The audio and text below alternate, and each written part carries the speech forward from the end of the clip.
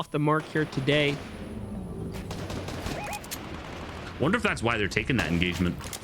They're just like, you know what? 11 games. It's not been great. And they're just going to sit and say, you know what we're going to do instead? We're just going to be confident. We're going to fight. Maybe that was a bit what they were lacking throughout the rest of the games. They just didn't have that, you know, low care attitude that they potentially should have had. Yeah, the difference sometimes can just be how you approach the game. What's your ultimate goal?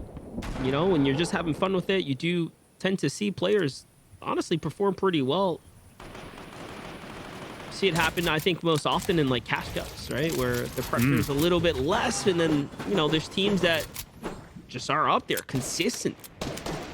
I think that also is really important for teams who play on other regions, right? Like cross-region cash cups. A lot of people say in particular solo cash cups, I mean, we know what the mentality is like there when you go to another region, play like NAE East. If you're an EU player, for example, they're like, I play so much better. It's just because they have that calm attitude. And for teams like this, when they're in this final game, but hold on, wait 1 second, we got to get important matters. Mero is picked down in the mid game in this engagement. They rolled on up here a little bit late and fully finished. And Kaska's now rotating too. This is now way too many players in this. This could be absolutely devastating for them. Indeed, if they've lost their biggest players, they're below the surge. This is exactly what we were worried about happening in the final game. As the Storm Surge starts to take through, they're trying to out heal it. One of the worst things they could do, but no, Bugha is going for the tags. He's trying to get what he can. I think that's Nittle being tagged underneath. No, it is still Bugha. 44. They need 2 AR shots. That's only one that they've connected to. That's still going to be them below. The active surge still causing an absolute terror onto them. Here, the chug splash is now starting to go out. Kasker hears it. He's also desperate, so they're going to start to climb up and go for the fight, but no, Bugha's starting to trade back.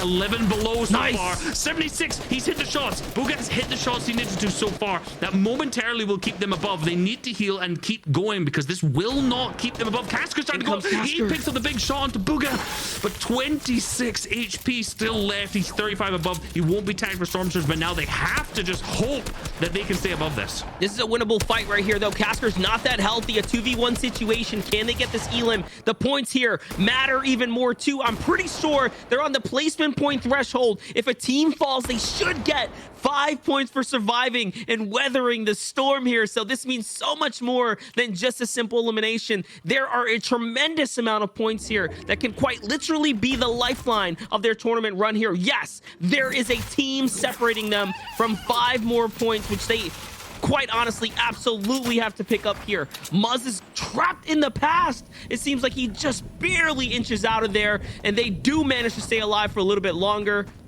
What a very, very nail-biting moment there for the team that can quite honestly be the FNCS champions of this season. It's not over yet, but at least they have a moment here to just figure it out.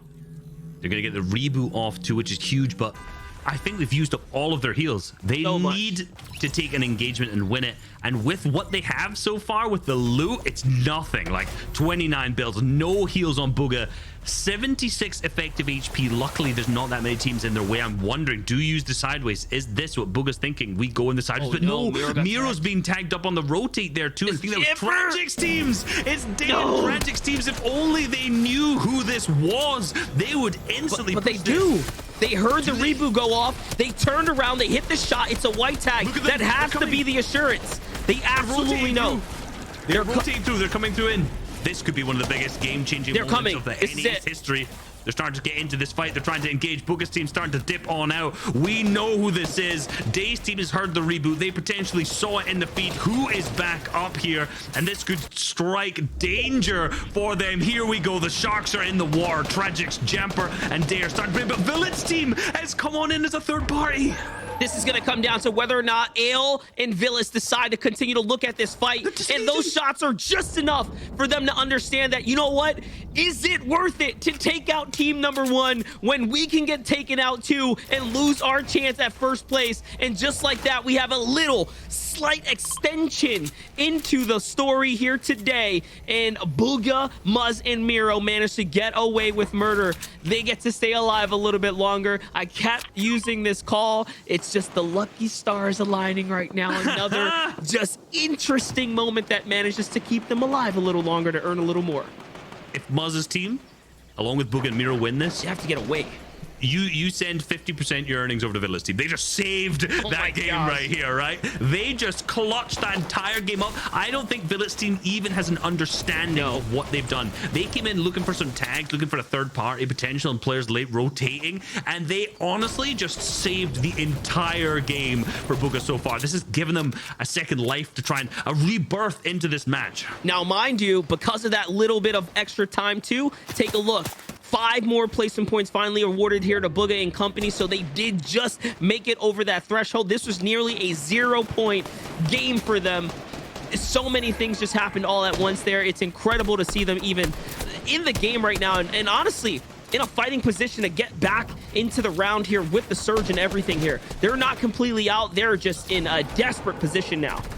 They're now below as well, 215 down. That means the team that was taken out was one of the teams that they were above in the leaderboards here, which is making things way more difficult for them. So not only do they have no heals, they have to do something. And if you're this team, you've got to think the heart's got to be racing, the brain's got to be confused. You're in one of the most difficult situations you will ever be in your life. And Bugha's been tagged up. Now the entire trio has no shield. And I think you've got to think it's potentially Jamper's trio that hit that. They're going in the back of the tart. They're going for a sneaky play here to try and see what they can do. 69 players still alive. That is nice. A lot of these teams will have to be still up in this, and this surge is going to be active in almost 12 seconds. No, it's active. Muz goes down. Nice time. Bugha hits the shot. He connects. He gets a knock and manages to hit even more damage onto that body, but they're still. Oh my gosh. The finish comes out from Bugha. That's probably going to be the most incredible fight of his life, which will clutch up, but they are still below so far, and Muz is still down as well. Still below, though. They need 86 more. They need another tag here, a big one to stay alive. But hey, they did earn some placement points, so it's not completely over. Mero's going to get tagged once again there. Surge is completely active here. They are just above, so they'll have a moment to breathe. They also pulled a pretty decent zone here, so something can still come about from this. Now, with not much shields or builds to work with here, Bugha has to go on the offensive here to keep the teams off them. Suscript's team is also under surge. They are under pressure here. They're going to be looking to hunt here soon, and 10 players have to go down. 1 HP left. Can Mero find some tags for his trio? He can. It's more points as well. That could be the difference maker. Bugha's still going here, and down he goes. He has earned 7 points for his team there. They have done a little bit, so at least earn some points this game. They went down on 339 points. Tragic goes down. You're right. Oh my gosh. Jamper Day now left as a duo in this. Wait, they're holding a body here. What they can do. They might get the pickup. They got the revive. They have the heals. They can manage to get him up too. Oof. Okay, we can breathe. That was the most intense mid game I think we've ever seen on the NAE stage for a finals. But what we can take away is our first place team is definitely out. The leaderboard, the standings, the opportunity is completely open. Osp, Visuals, and Frisk have high ground right now. Oh my gosh. Could this be the game where Osp, Frisk, and Visuals finally make everything click? They had a great day 1, a rough day 2, and all it can be now for them is to make it all work in the last game again. One pop off. Quick maths. The day 1 points or the day 2 points, if you see at the bottom of your screen from Day's team 182, that'll put them that'll get them to 340 points or more, which will guarantee that they've overtaken Mero's teams. For Osp's team, if it says 155 at the bottom, we know they've overtaken Mero's team.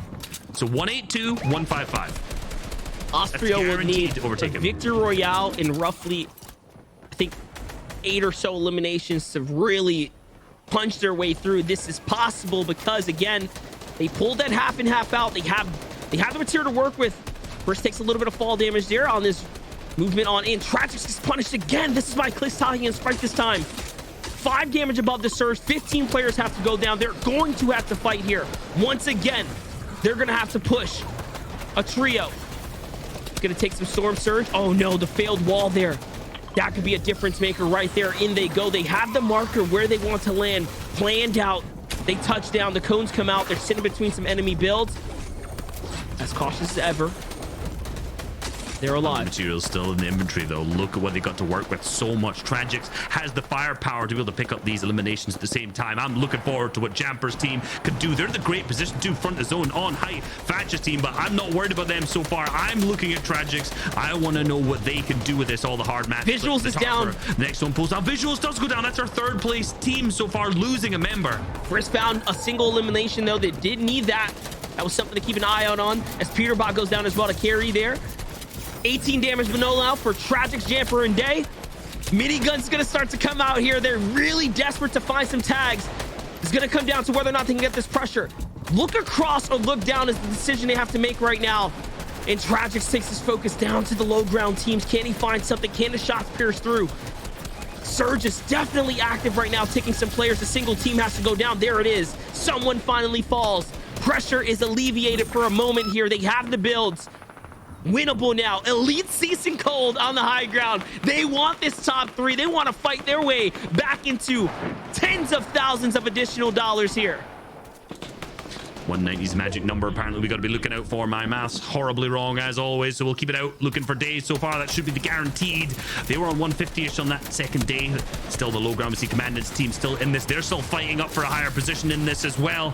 They're picking up shot for shot. Commandment doing a good job getting himself tucked head clean in the front side of zone, as we see Stretch still with him. Tragic is up on high ground. Tragic, Jamper, they have managed to claim the height. They get knocked out at the same time. They are in a position to not only win this game, but win the entire tournament. But they have no elims. They are going to need elims if they want to win the entire tournament. This is not enough for them to do it just to pick up the victory royale. They're gonna need at least 4 or 5. That's not enough. They're gonna definitely need some eliminations here. The pressure's at an all-time high considering they have the high ground. Do they understand the situation at hand is the true question. On the low ground, Commandment Stretch is scented, making no waste of the position they've been granted, the key position of that low ground, and to doubling back and forth the zone. This is where they barrel over the best. They know how to play this.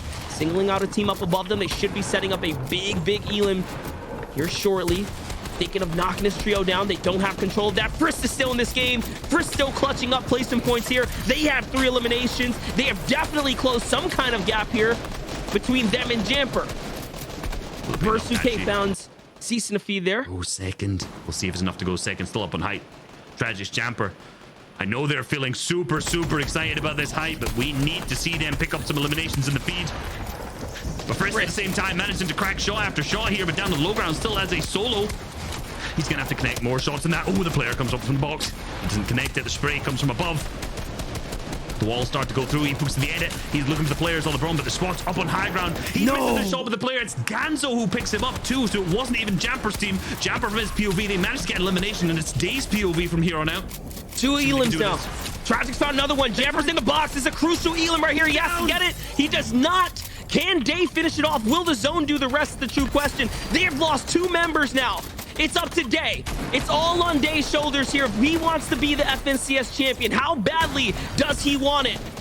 No more time left on the clock. He has to jump down and fully commit here. A siphon is going to be what separates him to stay alive. And no, it's not enough. He falls. And instead, users and Justice win the game by default for staying alive just long enough on the low ground. Look, the numbers were going flying there. We obviously saw the huge victory roll come up from Jukes, Justice, and users. But I want to see what that final leaderboard's looking like. I want to see what it's shaping up like so far. Oh man, what a game. What an exciting game. Broke the immersion. It's all good. It was very much worth it. 12 games of FNCS, man. NAEs did not disappoint. They absolutely did not, right? So close to the top, all the way down to that final game. Incredible matches we've seen today across today and yesterday, the whole weekend. Listen, we're gonna have to wrap up here from MDF and Reese. We're just gonna toss on over. I need to see the point. Zeke, bring us home. Adios. I can't believe that Reese did not broke our immersion. How dare you, Reese? How dare you? Wow, that's not the story here. Okay, we have to see these final results. We're gonna take a look at the victory royale moments before, as we kind of prepare to see which trio did walk away with a win. Okay, it's very close. Adam, you might have called The 3 points. I'm not even lying. I think it could be 3 points. I think it might actually be. I can't believe. I actually think it is. This is crazy. I mean, fellas, we have just witnessed. What was really ironic as well is we just seen users trio in that last part of the game there win the victory royale. Last season's FNCS champions could potentially go head-to-head against this season's FNCS champions in the last game on the last day of finals. I mean, this is absolutely huge, Levin. Crazy. Honestly, I'm shell-shocked. I am just in absolute awe of what could be, some sort of astounding history on our hands, right? Where you look at the way today's played out, you look at the way yesterday and today both played out together. Honestly, just some of the best Fortnite you will see. And look, it might have taken us a year to get here, right? We've seen some great Fortnite across the year, especially out of NAEs. But, the culmination of all of that leading to what is this ending, it doesn't get much better than this. Once again, like you guys, I really want to see the standings. You sort of have an idea of what it is, but you're never too sure. I really just want to get to that point right now. Is it okay? Here we go. It's time.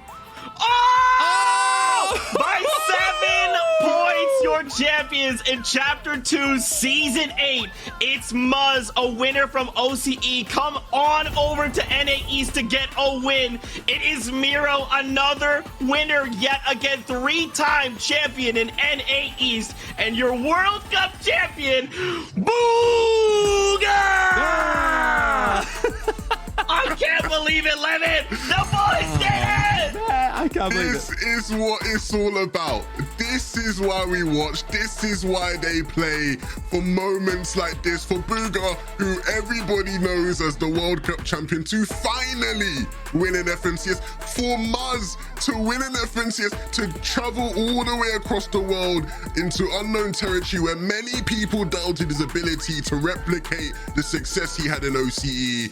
And for Mero to just show time and time again that he is one of the most prolific fraggers in the world. I am so happy for these guys. Well deserved. Congratulations, guys. Unbelievable, fellas. This has been one of the greatest, 12 games. We've seen here the consistency as well from Muz, Mero, Bugha, who've pretty much been at the top of the leaderboard for quite some time.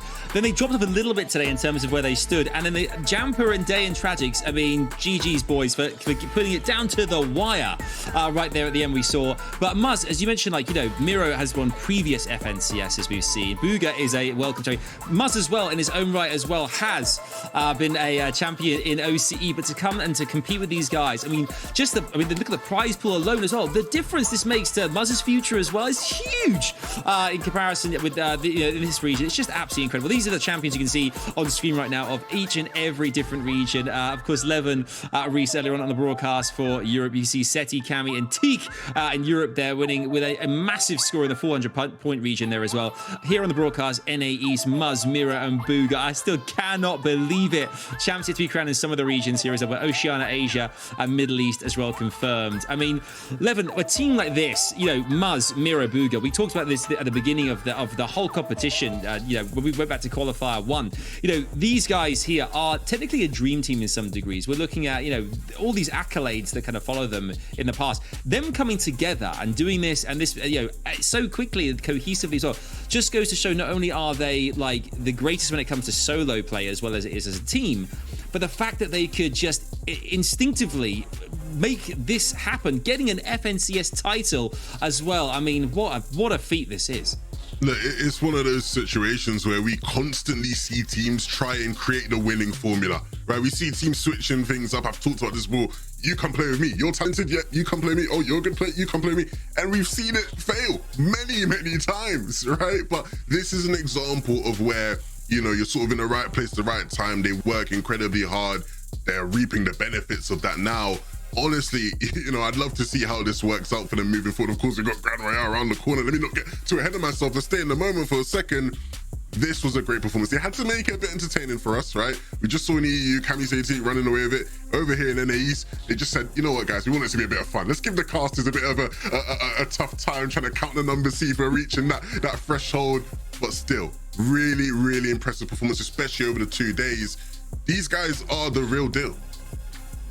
So insane. I cannot believe this happened. I literally halfway through game 3, I'm like, guys, what if these guys win? What if they won? What would that look like? Everyone's like, nah, does he come on? I'm like, what are you talking about? This is the World Cup champion. Bugha has looked for this win. He walks away. Muz and Mero, both 3-time FNCS champions. Muz coming over. He's like, hey, you know what, OCE, this has been fun, but I need to take something else, man. I need to come in. I need to just challenge myself. He had to relearn a meta, relearn a new region, and then says, hey, Bugha, hey, Mero, you guys want to try and win an FNCS Chio's champion title? Seems pretty good to me.